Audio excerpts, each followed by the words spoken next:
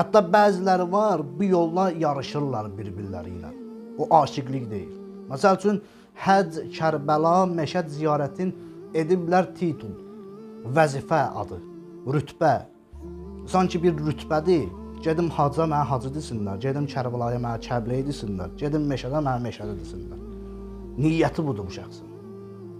Yəni burada aşiqlik heç bir şey yoxdur. Sadəcə olaraq istəyir ki, niyyəti odur ki, mən gedim bir dənə vəzifə, sanki bir vəzifədir bu ziyarət. Gedim mən vəzifə qazanım, ad qazanım, titul qazanım. Və yaxud da baxır ki, qonşusu gedib Hacca, Kərbəlaya və yaxud Məşədə. Fərqi yoxdur da, ziyarətdir. Baxırsan, deyir, mən də getməliyəm. Özünü öldürür ki, bu adam ziyarətə getmə. Qardaş, nə olub, nə məsələdir? Filan kəs gedib, baxır. Filan kəsə xeyri ola, Hacı adı ilə çağırırlar məni, yox.